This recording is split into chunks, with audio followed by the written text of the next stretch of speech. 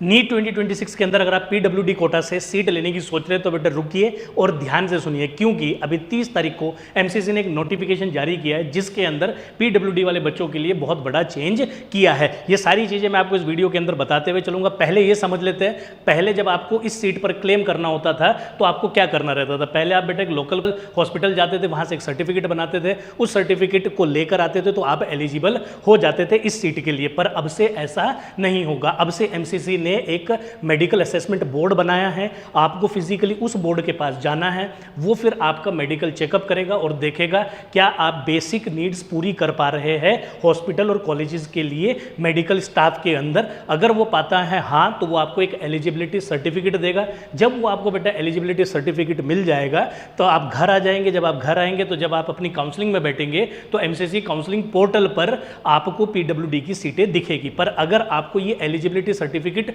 नहीं मिलता है तो आपको वो सीटें नहीं दिखेगी। तो ये बड़ा चेंज हुआ है। अब क्वेश्चन आता है कि सर अगर मैं वहां जाता हूं तो क्या मुझे बस डायरेक्ट पहुंचना है वहां पे और मेरा मेडिकल चेकअप हो जाएगा? नहीं, ऐसा नहीं होगा बेटा। आपको 3 सर्टिफिकेट अपने साथ लेकर जाने हैं, वरना आपको एंट्री नहीं मिलेगी। वो 3 सर्टिफिकेट क्या क्या है?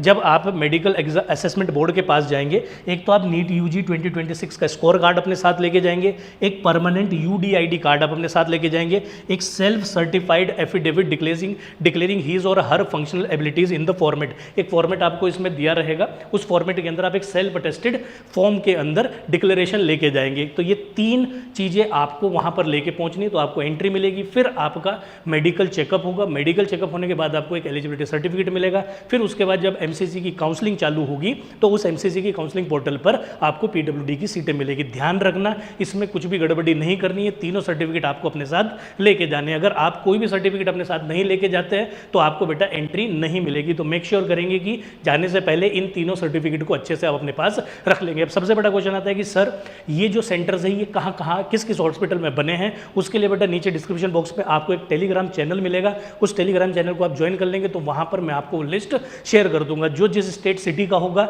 वो वहां पर चेकआउट कर लेगा और उन कॉलेज उन हॉस्पिटल के अंदर पहुंचकर अपना मेडिकल चेकअप करा लेगा। ऐसी ही और फर्दर अपडेट और वीडियो के लिए बेटा आप चैनल को सब्सक्राइब कर लेंगे। मिलते हैं आपसे अगली वीडियो के अंदर।